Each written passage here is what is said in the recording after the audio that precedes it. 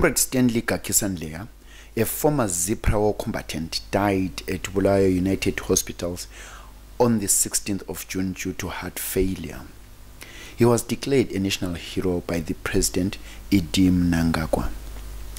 A send-off ceremony was held at White City Stadium, where former Zipra war veterans bemoaned the kind of poor life the late commander was subjected to. The guest at the ceremony was Minister of State for Provincial Affairs, Honorable Judith Nleya. GBC News crew filed the following reports. Our national hero, olele phambi kwethu lapho, ulwile ukulwa okuhle, wachiya kubanga lapho laye achiye khona. Kodwa nxa kuyikuthi salifuna ukureversa lokho kwenziwa ngabalweli benkululeko, it's very unfortunate. Thank you very much. As Bulawayo and as young people of Zimbabwe, we have lost once again a gallant son of the soil, a dedicated cadre in the struggle, a commander of commanders. The late comrade Stanley Gagisa Nleya has left a void in the struggle, has left a void in Bulawayo and in Zimbabwe as a nation.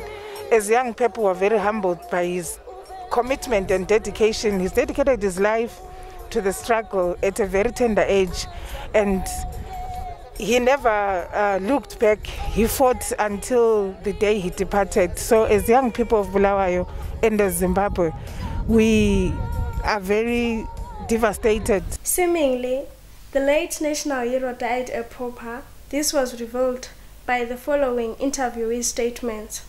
Gertrude Ngube, a former Zipra cadre who was trained by the late hero, pleaded with the president to see to it that former Zipra Liberation War fighters are taken care of, as most, if not all, are living in abject poverty. She emphasized that this is not what they fought for. I'm standing here with two ladies who were trained and worked with the late Comrade Nleya. Lingasitshela ngamafitshane ukuthi la sisebenza njani, kumele imazi njani umoya. Mina ngasuka lapha ngisiya empini ngo1976 ngafikela ezandeni zika baba uNleya. Waye ngu-instructor wethu satrain membership. Simazi ngokuthi ngudoko nga wayesiyenzisa umphysics. Esithi 1 2 1 2 1 2 doko nyoyo tumbuhela amafuta kathi lotani leli 1 2 1 2 umuntu lwana owayele physics wawunzima sibili silahlekele kakhulu liqhawe leZimbabwe. Besides ukutrainer, what any other contribution that he did towards the independence of the country? Njengomlweli wenkululeko abantu abaqala ukuhamba yibo abafika babumba iZipra ukuthi babuye bezokulwa lapha eZimbabwe. Wayenza into enkulu kakhulu, wabuya wazo-operator futhi la ngapha thina singakayile sazobale sesitrainile, wabuya wazo-operator ngapha walwa ubaba lo. So lithu ukuthi watrainer ama-cadres waphinda walwa impi? Yes, watrainer waphinda walwa impi. Amazwi okumvalelisa lithini? Sithi makahambe kuhle, sibuhlungu.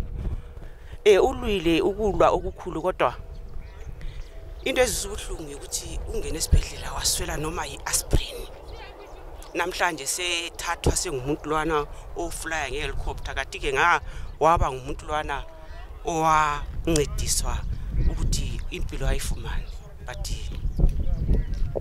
nothing. Somunye umlweli wenkululeko semdala la ekhala ngokuthi sicele kumongameli ukuthi abe lelihlo kuma ex-war combatants ngoba impilo phandle ngaphela ithwala isenzima. Lingafaka i-comment ngalokho? Liqiniso sibili. Mina ngingakhuluma kuluhlu lwesizipra. Amazipra sikhangelele phansi kakhulu. Basikhangelele phansi ngana sizanga siparticipate empini kati lathi salwa. iZimbabwe nje namhla lathi we participated. So ngabe khangela basikhangele singabantwana beZimbabwe sonke including amazandla. Ungakhangela Zandla liberators aphila impilo engcono kulathi. Okay, sibongile kakhulu mama. Besikhuluma lo mama ubani? Mrs. Dlamini. Ibizo lempini nguSicilia Sibanda. Trend at Membesh. Iqhawe leli silibeka lapha uba uGagisa. Unitrenile mina. Ngitrenwe nguye. Yonke into bengiyifundiswa nguye. Ngaze ngabuya ekhaya lokho leader yami eyinkokheli yami. So ngithi baba Gagisa into wasithiyela yona, into wasenza yona, sayisakhulula iZimbabwe. Sicela ulale ngokuthula. Sibonga lo president wethu okudeclare as a national hero. Siyambonga uIdim Mnangagwa. Sisithi baba Mnangagwa, sicela ukhangela amawoveti. Siyahlupheka singantwa ngabantu labane singazange sakhulula abantu eZimbabwe. Kanti ke thina kuyithe sakhulula abantu eZimbabwe. Siyacela impela ubaba Gagisa one trainer mina ngilapha nje ngenxa yakhe yonke into engiyenzayo okwamanje nga-appointwa ngu-chairman we-Zanu PF kuHlomane district ku-Ward 24. Ngiyabonga. Ube ku-High Command khathesi eyezi-Zipra Veterans Trust esebenzela khona apha. Okunye ngingakhuluma ngakho ukuthi kuthe ngemande ubaba uDogo ungene esibhedlela. Ngemande samfonela ezatshona. Wakhuluma wathi mzukulu ngisebuhlungwini. Ngilokhu ngabuya abantu laba bandampe esibhedlela. Le treatment angikayitholi. And futhi ngifuna ukuthi treatment ebufunwa nguDogo ibichiphile khona. Uswele yena udokotela omkhanyelayo. Kodwa ijob yenelisile ukumthatha yamdampa kuse-UPH bamkhohlwa. Namuhla usenzele iqhawe. Imali esipendwe ukuthi abantu badle bagada amafremachina kuhayi izimota kwenziweni. Ngayo imali eyelaphisa uLokhuze uStanley. Ngawe uyaphila khathesi vele ngakafanga. Ngoba ube ngakhulu ukuthi uyafuStanley. Ikuswela kuphela imonitoring itreatment nje kuphela. Zibuhlungu inhliziyo zethu ukuthi abantu bazagula imikhuhlane elaphekayo kusempilo khona efuna nje odokotela ukukhanyelwa. Khathesi uchizi kwerede ezemali kumadokotela. Abantu bazamile. iZipra Veterans Trust izamile ukumelaphisa. Akusiye yedwa. Akhona amazipra amanye alokho egula khathesi ngikhuluma ngenjenje. Uhade kuyagula. Abala treatment. Uswele icatheter. Abantu bebezama ukuthi badinga icatheter yokuyanika uhade. Siyakwazi angafa. Uzagadiswa la indege ukuthi useyihero usesiya kuseHarare. Kade ezinye izinto zifuna imali entutshwane nje kuphela ukuthi abantu ukuthi take care umuntu aphile. Ngiyabonga. Comrade Gagisa thina njengabantwana mina njengami ngingu-chairman we-Mkabuko Youth District. Ithi inkokheli zalapha kuma-youth ku-Zanu PF. Kuningi sikufundile kwabadala bethu abanjengo-Comrade Gagisa. Sizwile ngaye ukuthi wayengu-instructor, waba ngu-commander, waphinda waba yi-leader. Ama-characters wonke lawa atholakala emntwini oyi-one. Kuvele kubuhlungu ukuhamba kweqhawe. Ikakhulu nxa sikhangela umsebenzi awenzayo elwela ilizwe leli engaphansi kombuthano owe-Zipra. Kuyafuthela phakathi ukuthi ama-Zipra amaningi asihamba imbali yabo singayilungisanga singayidocumentanga. It is a very sad thing that happens, that most Zipra history was confiscated by government, and these people that lived in that era are dying without us being able to document their history. The second thing that I find a bit painful is that most of these people were neglected, living in abject poverty, and now upon death the state wants to take over their funeral and bury them. But we urge the state to play an active role in their lives while they are still alive. However, we acknowledge the honor that has been bestowed on him, that he is a national hero. I think we need to commend such a bestowment of that honor, regardless of the fact that whether you bestow him or not, he is a hero and a national hero. Okay, thank you. What can you possibly say about his life, his history before? Do you know Gagisa is one of the outstanding commanders of the Zipra element. At some point, he was a chief operations officer, deputy chief operations officer under Zipra. He is one of the people that played a pivotal role, particularly when it comes to the aspect of international and regional integration and connections between Zipra and other countries, particularly the fact that he trained in Lebanon and Palestine. He's one man that we needed to bring out that aspect of history to show how big and magnanimous the Zipra army was. So I think Gagisa is one person that was key in the waging of the liberation struggle.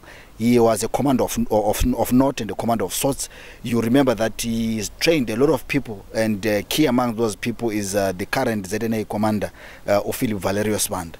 But even above that, remember there was a fight between the Zanla and Zipra element during the liberation struggle, Emokakao. He is one of the people that played a very key role in making sure that that does not spill out and become a serious issue. He was able to bring in peace and reconcile the forces. So he was a serious and a strong and an astute commander during the liberation struggle. He was a great man. And I think that must be said. The very few people in the command element can equal him. He was really a great man. It's just said that after independence, he was arrested by this government on trumped charges pertaining to Kukura Hundi. I think that's another sad chapter of the history of most Zipra and Zapo cadres. But being a good man he was. Uyazi ngizakhuluma ngiziqinise mphose ngehluleka ukukhuluma ngoba ngiyaqhuqa nxa ngikhuluma ngalo umuntu olele lapha uStanley Gagisa. Ngizubuhlungu ngoba liqhawe elikhulu engithe mina ngiqalisa ukungena empini ngifika khona ngiqala ukubona yena first. Impi iqalisa ukuchisa okuzwayo ngo1975. Instructor wethu wangifundisa from sivule enye ikempe bekuthiwa yimombeshi eyezipra. Thina sihambe simhlangothi lezipra sikhokhelwa iphathi ethiwa yizapho. Upresident wayo kunguJoshua Nkomo. Sihamba sikhona ngale. Ngafika ngahlangana lo baba uGagisa. Ubaba uGagisa was so strong, was a big commander. Ngoba uGagisa wayengasiyo umuntu okhangelela umuntu phansi ukuthi kumele ngimtrain ngokuthi ngiyamzonda. Wayekhangelela ukuthi ngimele ngimfundise eqine ukuze ekhulule ilizwe lakhe. Ngoba ilizwe belincindezele ngamabhono. Ubona ngikwanisa ukuthi slogan ngisifunde kuleli qhawe. Labanye bakhe bebekhona. uGagisa ngizubuhlungu ngoba nxa eselele nje yana. Ngizwa ubuhlungu ngicela ukuthi bakithi ngabe bekuthi uGagisa walandelelwa kuhle la asiyali ukuthi ukufa kukhona yonke indawo and isikhathi siyasithatha lathi we are now old, but kufanele sikhangelwe sisaphila. Nje uGagisa bemele ekhangelwe kusaphila kungaswelakala ukuthi kudingwa amacebo ukuthi sizadinga amacebo ukuthi khona siza kudingisa ukulaphisa. Ngicela ukuthi lisilaphise sisaphila. Ngithi ngisifa lami ngizizwe labakithi bezwe. Kathesa umama kaGagisa enje uzahlupheka until behluleke ukumnika ama benefit omntanakhe. Kazange ethola ibenefit yomntanakhe. La yokuthi Gagisa nje wafa engela benefit ayitholileyo. Akukho mnandi khonoko. Kithi izipra side. We are not talking of politics. Sikhuluma ngamazipra abantu abakhulula ilizwe leli. Abawiza izindege zachisa amafutha. Abantu abawisa izindege kwacha amafutha abefanele efakwe elizweni. NguGagisa lwano lele lapha icommand yakhe. Besithi nxa singahlabela simtshele sithi sicommande Gagisa useZambia. Sichaya izindege ziwo uGagisa lwana. And uGagisa uze wagcina engani usehleli akasazwisisa. Uyabona le nhliziyo nxa sengikhangele bekubuhlungu ukuthi into engayidingayo anzange ngayithola kahle. La manje asikatholi kahle ngoba asazakala.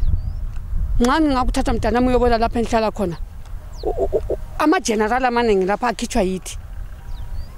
But ungakhangela lapha engihlezi khona kuthiwa ngumlweli wenkululeko. Kuthiwa ngumzibra owachayayo oyesatshwa green leader. Ngihlupheke kangaka ngingalahleki ngingalahlwa kuhle ngingathini. Ukunithwala ngendeke ngicela linithwale nxa like laqala phansi la. Lapho kuthwala lokho linithwale ukuthi ngoba sekunje njengugagisa sizwa ubuhlungu kakhulu mntanami ende sizwa ubuhlungu yezwa ngoba ugagisa ngcommand uyabona indlini yakhe mfikile ngesabile lami ngingucommand omncane kuyi ngingcono kulalapha ahlezi khona umuntu lo esiyalahlwa Heroes National. Lapha sikhuluma ngoGagisa uStanley Nleya. I-nickname yakhe wayethiwa nguDogo. Uthi Dogo uthi ingcekeza. Nxa ungasilo socha elizwakalayo uyabuyingcekeza. So Dogo became his nickname nje phakathi kwabantu ukuthi nxa ngaku straighten out kahle ajoke la wathi Dogo. So it became his nickname. Above all, Dogo is the most senior instructor with zebra veterans. Wonke amazebra ababa ngamazebra abalwa phansi kwezebra ibutho elakhulula ilizwe bayamazi uDogo.